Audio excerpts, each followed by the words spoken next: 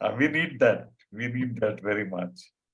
Now I'll request Professor Subhash Aba Ware to speak to us about his work in the field of constitutional defense of our constitution. Professor वारे हमारे साथ आज संविधान के बारे में बोलने वाले हैं। पिछले 40 सालों से वारे जी राष्ट्र सेवा दल, एस.एन. जोशी फाउंडेशन इन संस्थाओं के साथ जुटे हुए हैं और पिछले कई सालों से लगातार वो महाराष्ट्र के हर एक जिले में जाकर संविधान के बारे में लोगों को प्रशिक्षित कर रहे हैं।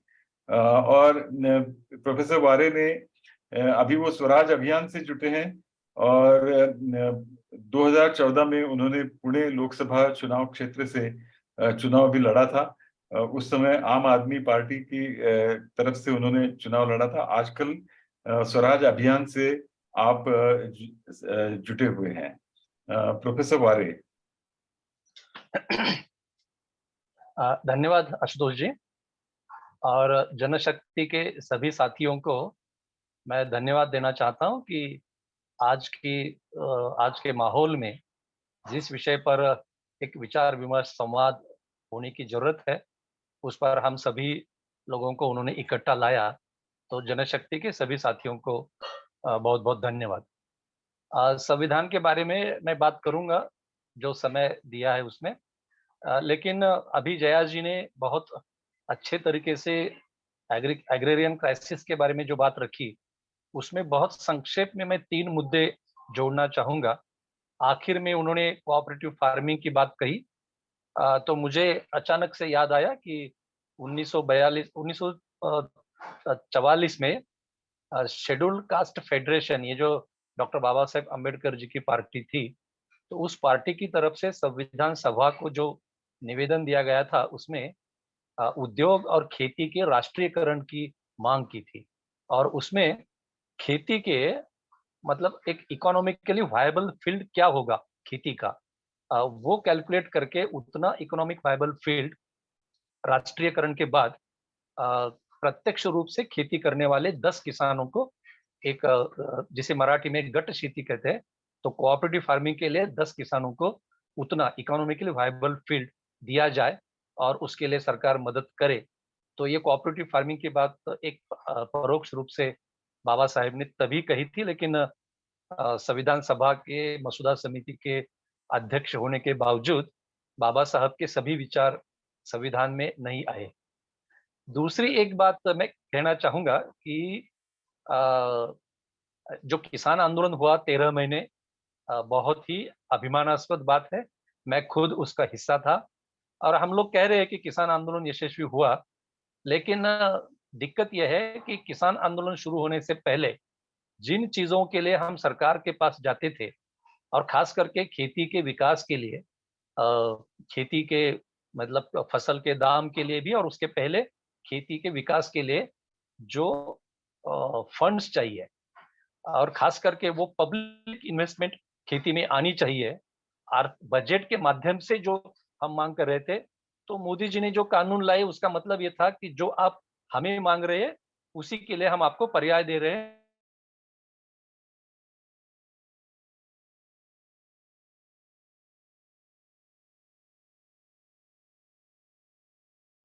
के पास आंदोलन यशस्वी हुआ, कानून वापस लिए गए, लेकिन उससे पहले की जो मांग थी कि पब्लिक इन्वेस्टमेंट खेती के विकास के लिए बढ़नी चाहिए, वो मांग आज भी उसी तरह से है। खेती के सर वारे सर, मी फक्त काही लोकांना हिंदी समजत नाही, त्यांच्यासाठी थोडक्यात इंग्लिश मध्ये भाषांतर करू का 1-2 मिनिटात, अर्ध्या मिनिटात? हाँ, एकच मिनिट, मी शेतीचा तिसरा मुद्दा मांडतो आणि लगेच मग तुम्ही करा। ओके। खेती के संदर्भ में तीसरा मुद्दा मैं ये रखना चाहूंगा कि एक विचित्र परिस्थिति आज ये है कि उद्योग और खेती की अगर हम तुलना करें, तो उद्योग, और वो भी खास करके क्रोनी कैपिटलिज्म वाले उद्योग, हर तरह का फ्रीडम उनको है। मतलब क्या बनाए, कौन से प्रोसेस से बनाए, कितना बनाए, क्या दाम रखे और कहाँ बेचे, इस तरीके का सब फ्रीडम उद्योगों को है, लेकिन खेती के ऊपर कभी एनवायरनमेंट के नाम से, कभी जो खेतीहर लोग हैं उनकी फूड सिक्योरिटी के नाम से, कभी वन्य जीवों को सुरक्षा के नाम से खेती के ऊपर बहुत सारी पाबंदियां हैं। हाँ, तो अपनी लाइन स्पष्ट है, लेकिन ये जो विसंगति है कि उद्योग हर तरीके का फ्रीडम आज उनको है, लेकिन खेती के ऊपर हर तरह की पाबंदियां है, ये जो कॉन्ट्रडिक्शन है, ये भी एग्रेरियन क्राइसिस में अपना हिस्सा उसका है। ये शुरू में थोड़ा मुझे रखना था। आशुतोष जी, ये बात मेरी खत्म हो चुकी है, आप ट्रांसलेट कर सकते हैं। Right. So, Professor Vare is saying about three things about agriculture in connection with what Jayaji was saying. First thing he is saying is that in 1944, Scheduled Caste Federation, of which Dr. Ambedkar was the president, had made a suggestion to the Constituent Assembly that industry and agriculture should be nationalized, and a group of 10 farmers should be allotted the minimum viable land for collective farming. So this was one suggestion which Dr. Ambedkar's party had made to the Constituent Assembly. And although Dr. Ambedkar himself was the chairman of the Constitution Drafting Committee, this suggestion could not be carried. The second point which Professor Vare has mentioned about agriculture is that though the farmer struggle was a great achievement of the non-violent approach taken by the farmers, there was a demand to increase the public investment in agriculture much before the agitation started. Now the farm laws were withdrawn, but unfortunately the demand to raise public investment in agriculture has not been accepted by the government. And the third point which Professor Vare has mentioned is that the crony capitalism that is rampant today has all the freedom to make and sell things at the price that they want, but farmers and the farm sector has to struggle under a lot of restrictions which are brought in under one pretext or the other for selling the farm produce. So this is a contradiction which also we will have to take into account. So these are the points which Professor Vare made before he starts his speech on defending our constitution. Over to you, Professor. आपला mic unmute करावा लागेल sir, आपला mic mute आहे. हाँ, yes, thank you Ashutosh ji. Constituent assembly 1946 में बनी थी और शेड्यूल कास्ट फेडरेशन ने अपना जो स्टेटमेंट बनाने की शुरुआत की थी वो बहुत पहले शुरू की थी. तो संविधान के बारे में हम लोग पिछले लगभग 10-12 साल से काम कर रहे हैं और अलग अलग समूहों तक संविधान की जानकारी पहुंचाने का काम कर रहे हैं. तो बहुत ही संक्षेप में उसके बारे में मैं 2-3 चीजें कहना चाहूंगा और फिर वहां पे डॉक्टर बाबा साहेब अम्बेडकर का गाइडेंस हमें मिलता है.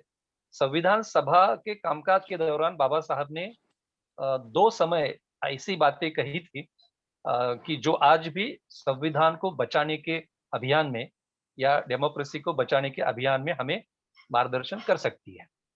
तो संविधान सभा में जब फंडामेंटल राइट्स के ऊपर बहुत गहन चर्चा हुई, मतभेद भी हुए और फिर फाइनली सहमति बनी फंडामेंटल राइट्स के बारे में, तब बाबा साहब ने ये कहा था कि ये सारे अधिकार भारतीय नागरिकों को असल में मिलेंगे, तो इसकी क्या गारंटी है.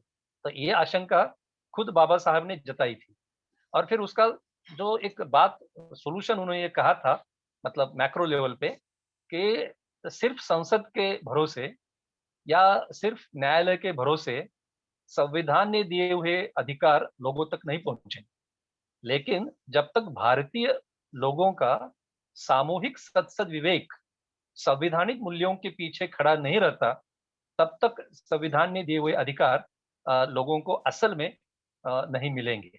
तो हम जो संविधान साक्षरता अभियान चला रहे हैं लगभग 10 सालों से, उसका मकसद यही है कि संवैधानिक मूल्यों की सभी जानकारी लोगों तक पहुंचे और संविधान मूल्यों का अंगीकार करते हुए भारतीय लोगों का सामूहिक सत्सद विवेक संवैधानिक मूल्यों के पीछे खड़ा रहे। इसी आशय की एक दूसरी बात बाबा साहब ने सर करू का मी याचं ट्रान्सलेशन?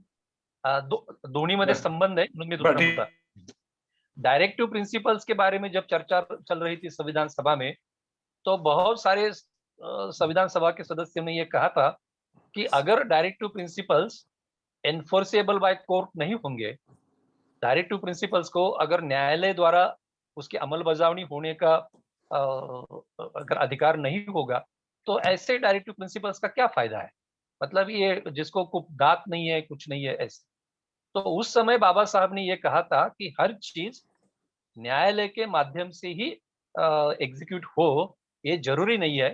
तो डायरेक्टिव प्रिंसिपल्स को न्यायालय का संरक्षण अभी नहीं भी रहेगा, लेकिन पार्लियामेंट्री डेमोक्रेसी आपने कबूल की है, हर 5 साल बाद सरकार को, मतलब राजनीतिक दलों को जनता के पास जाना होगा। तो डायरेक्टिव प्रिंसिपल्स को न्यायालय के मतलब कोर्ट के दायरे में अगर वो नहीं भी रहेंगे, लेकिन 5 साल के बाद जनता के न्यायालय में डायरेक्टिव प्रिंसिपल्स की चर्चा होगी और जनता उस मुद्दों पर वोट करेगी, ये ज्यादा महत्वपूर्ण है। तो मुझे ऐसा लगता है कि बाबा साहब ने हर बार संविधान सही में अमल में कैसे आए, संविधान इफेक्टिवली एग्जीक्यूट कैसे हो, इसके बारे में ये जो मुद्दा कहा है कि लोगों लोगों का सामूहिक सत्सद विवेक संवैधानिक मूल्यों के पीछे खड़ा रहना चाहिए। तो आज की तारीख में भी संविधान बचाने की लड़ाई, संविधान संवर्धन की लड़ाई करते समय हमें लोगों के पास जाना चाहिए, लोगों से बात करनी चाहिए और लोगों का सत्सद विवेक संवैधानिक मूल्यों के पीछे खड़ा करना चाहिए। धन्यवाद। आशुतोष जी। Professor Vare is saying that when the question of fundamental rights was raised in the Constituent Assembly, what Dr. Ambedkar had said was that yes, there is judiciary and there is the parliament and they are supposed to guard. But in case they fail, we have to finally rely on the collective conscience of the people.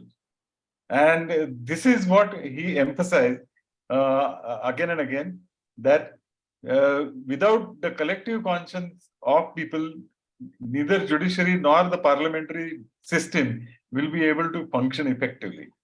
A similar objection was raised at the time of framing the directive principles in the Constitution. And the objection was that if there is no enforcement of the directive principles in the Constitution, then this provision lacks teeth. And again, Dr. Ambedkar replied to this objection by saying that so far as the parliamentary democracy is concerned, these elected representatives have to go back to the people's court every 5 years. And it is at that time that people have to raise their voice. And for that, we have to strengthen the collective conscience. And Professor Vare and his colleagues are, for the last over 10 years, they are running the campaign to increase constitutional literacy among the people. Because from this standpoint of Dr. Ambedkar, that we have to strengthen the collective conscience. And even today, we will have to do the same thing in a more vigorous way when the Constitution itself is under attack. सभी साथियों से मैं एक बात स्पष्ट करना चाहूंगा कि हम लोग ये जो अलग अलग तरीके से कॉन्स्टिट्यूशनल लिटरेसी अवेयरनेस कैंपेन चला रहे, उसमें बहुत डिटेल में बात करते हैं। उसमें एक हमारा जो कोर्स है वो 96 आवर्स कोर्स है, certificate course in constitutional awareness.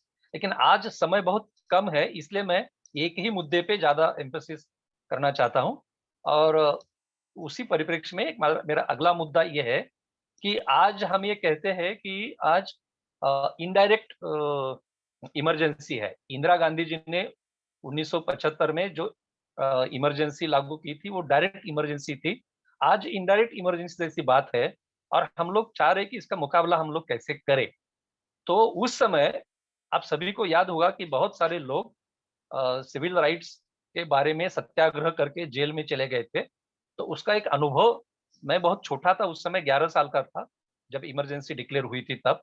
लेकिन उस समय भी हम छोटे छोटे बच्चे उसके खिलाफ अपने अपने लेवल पे कुछ काम कर रहे थे। तो बड़ा होने के बाद मैंने इमरजेंसी में जो लोग जेल में गए थे, बहुत सारे लोगों की इंटरव्यू किए थे, और उससे जो एक जानकारी मुझे मिली कि जो लगभग 18 महीने जेल में गए थे इमरजेंसी के खिलाफ, तो उनके इंटरव्यू लेने के बाद जो एक मुद्दा मुझे समझ में आया कि जेल में वो जब लोग आपस में चर्चा कर रहे थे, तो 5-6 महीने के बाद उन सब में एक तरह की एक निराशा पैदा हुई थी।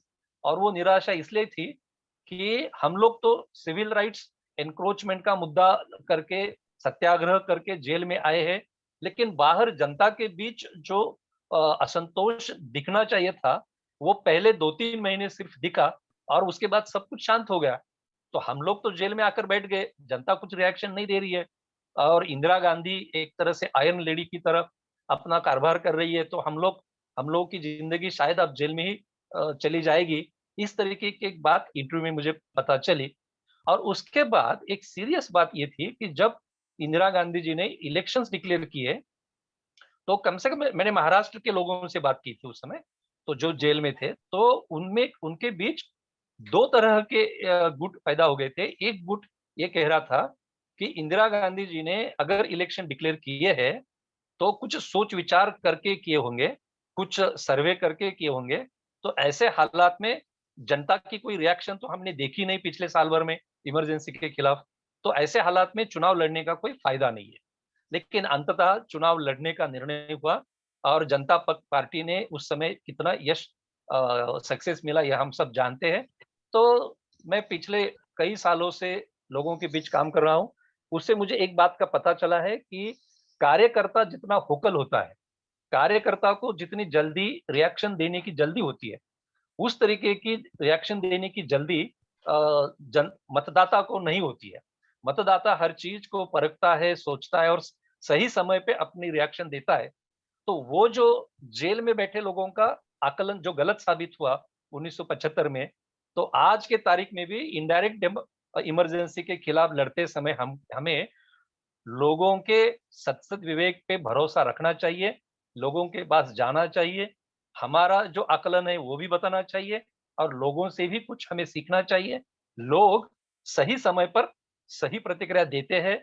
हमारे लोगों के बीच जो एक कहावत होती है कि 100 सुनार की और एक लोहार की, तो उसका एक अलग मतलब हो सकता है, लेकिन पॉलिटिकल रिफॉर्मेशन में उसका ये मतलब है कि जब परिस्थिति अनुकूल नहीं होती है, तो आप अपना काम 100 सुनार की तरह छोटा-छोटा काम करते रहो। जनता का अपना ओपिनियन अचानक से सामने जब आता है, एक लोहार की का समय जब आता है, तो हम सबको मैदान में रहना चाहिए, हाज़िर रहना चाहिए। तो मुझे विश्वास है कि ये जो इनडायरेक्ट इमरजेंसी की आज थ्रेट है डेमोक्रेसी को, संविधान को, तो लोगों के सामूहिक सत्सद विवेक के आधार पर हम उसका मुकाबला ज़रूर कर पाएँगे। आशुतोष जी। Professor Vare is sharing one of his conversations about the emergency of 1975.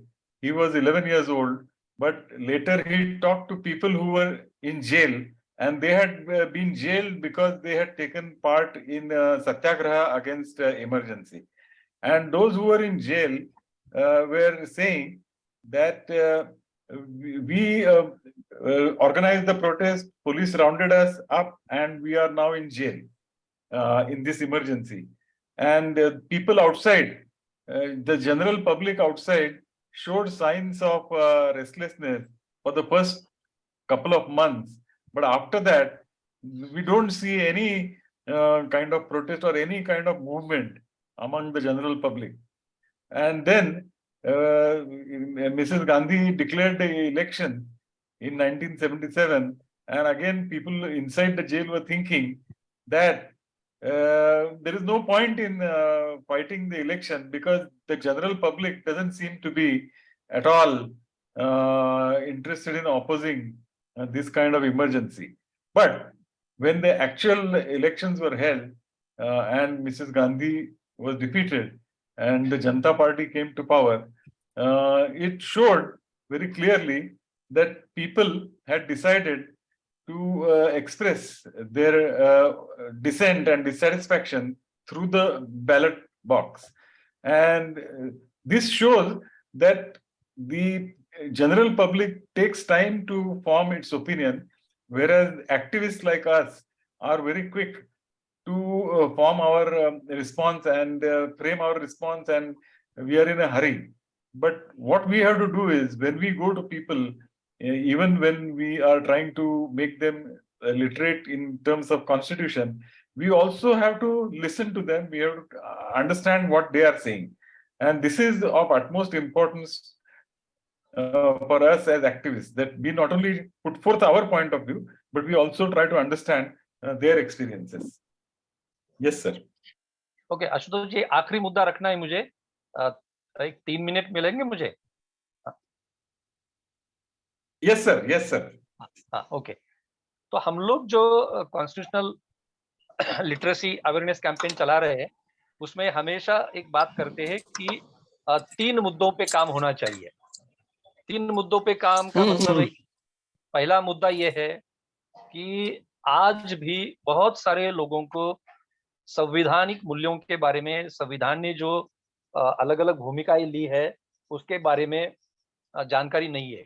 बहुत सारे मिसअंडरस्टैंडिंग संविधान के बारे में है। एक बड़ा मिसअंडरस्टैंडिंग ये है कि संविधान बाबा साहब ने लिखा है, इसलिए संविधान में बाबा साहब के समाज के लिए बहुत कुछ है, आरक्षण है, सोशल जस्टिस है, हमारे लिए संविधान में कुछ भी नहीं है। तो हमारा पहला मुद्दा ये है कि संविधान क्या है और संविधान किस तरह से सभी भारतीयों के सम्मान और विकास की रक्षा कर सकता है।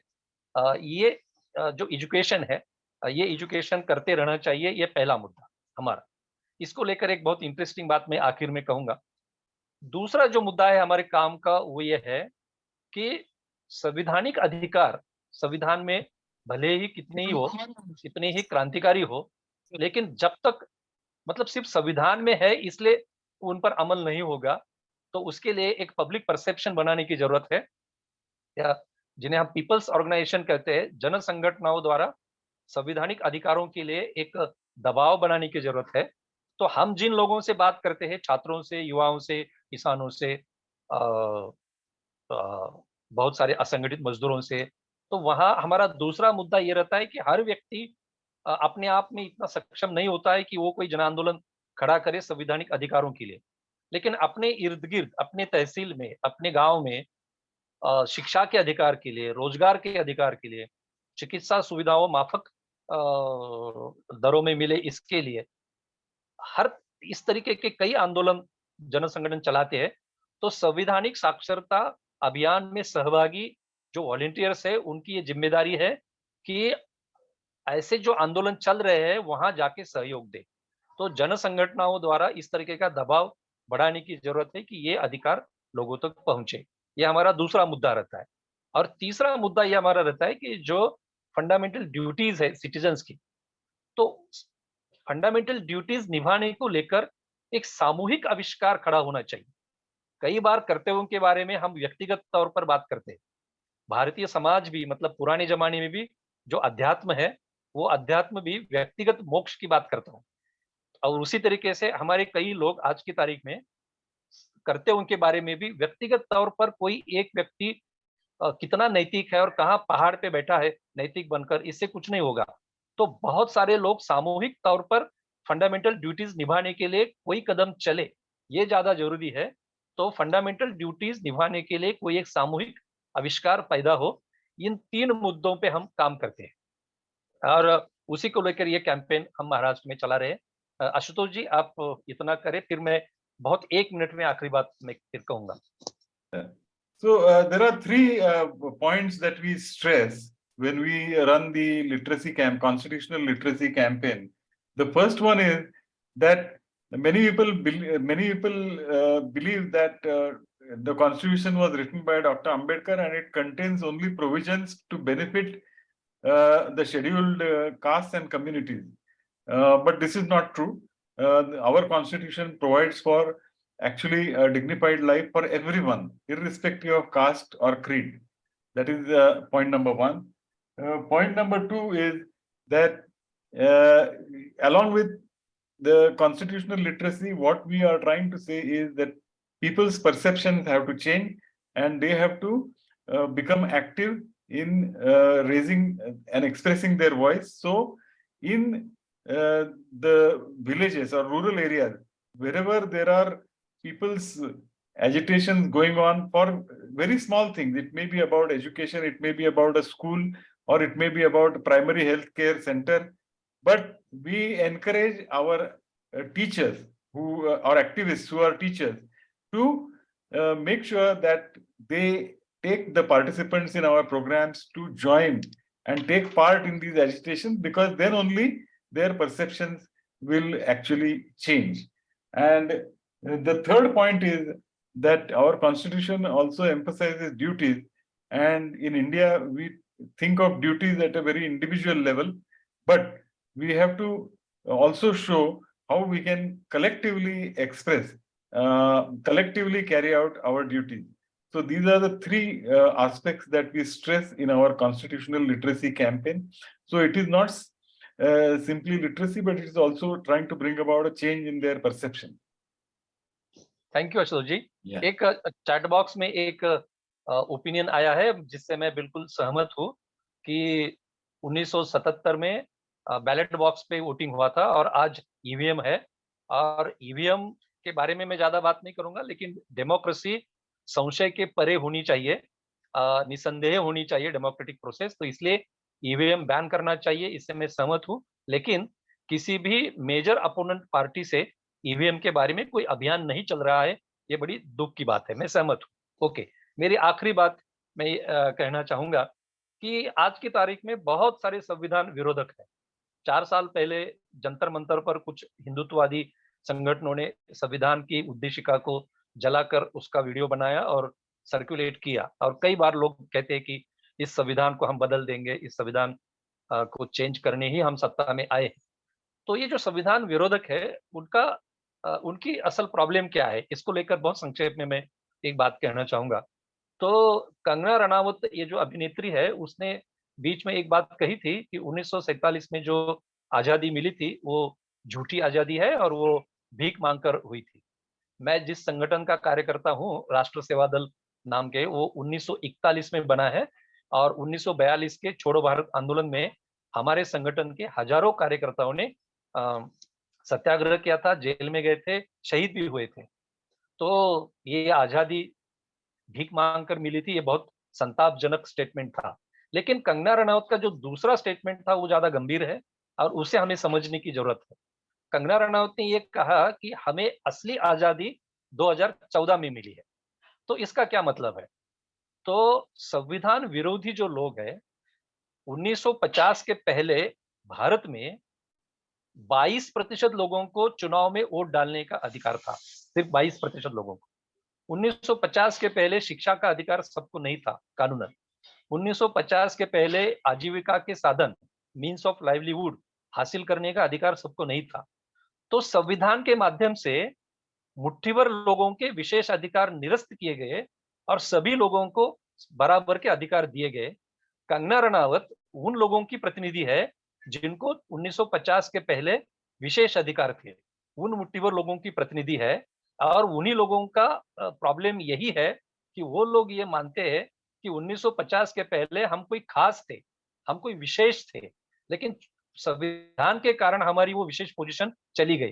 तो मेरा मुद्दा यह है यहाँ पे कि जिन लोगों की विशेष पोजीशन चली गई, उनको संविधान की ताकत समझ में आई है, उनको संविधान ने क्या किया है वो समझ में आया है।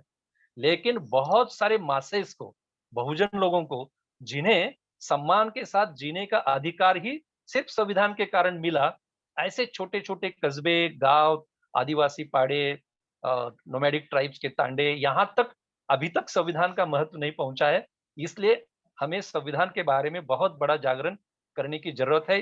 ये काम तुरंत करना चाहिए था, क्योंकि हमारा समाज, संविधान लागू हुआ, कागज पर सब कुछ आया संविधान के पन्नों पर, लेकिन समाज फिर भी सरंजामदारी व्यवस्था में था, पुरोहित शाही के चंगुल में था। तो सिर्फ संविधान में आने के कारण कुछ नहीं बनेगा। वो जो एक वैचारिक मशागत होने की जरूरत थी वो हम लोगों ने नहीं की, लेकिन अब हमें करनी चाहिए संविधान बचाने के लिए, ऐसा मैं मानता हूँ। बहुत बहुत धन्यवाद आशुतोष जी। Professor Bare is saying, in the end, he said to highlight that we have heard a lot of people saying, especially the Hindutvavadi group saying that we want to change the constitution, we want to throw out this constitution and bring in a new constitution. And some of them had even burnt the preamble to the constitution on Republic Day and made a video out of it and circulated it on the social media. Now, the real, similarly, there is Kangana Ranaut who said that in 1947 we got independence by begging for it. And Professor Bare belongs to Rashtra Seva Dal, which was formed in 1941. They took part in the 1942 Quit India movement. Many of them were jailed. Some of them lost their lives. And so it is absolutely a falsehood to say that we got independence by begging for it. Now, according to Professor Bare, the real problem of people who want to change the constitution is that they have understood the importance of our constitution, in the sense that before independence, only 22%, before 1950, only 22% had voting rights. And the right to earn livelihood was not universal. It was limited to only a few people. And therefore, the constitution changed all that. Constitution took away special privileges of voting rights as well as earning livelihood and made it open to all. Unfortunately, at the moment, these rights remain on paper. They have not been fully implemented. But it is our duty to make the masses aware that these are their rights and this is what the constitution provides for. And this is precisely what the erstwhile privileged sections like feudalism, under the feudalism, they want to take away these rights, and because they have lost those privileges, and therefore they are opposing this constitution. So the opponents have understood the power of our constitution, and actually the masses have yet to understand, and that therefore it is our urgent and important duty to make everyone aware of what the constitution promises to the masses, irrespective of their position. Yeah. Ashutosh जी, ये अबू जी ने एक chat box में message भेजा है कि उनके सवाल का जवाब जो मैंने दिया उसे ट्रांसलेट करता हूं. Mr. Abu, what Professor Bare has said is that he is also opposed to the EVM, and he is in favor of the ballot box and the ballot paper. But unfortunately, no major political party is making that demand.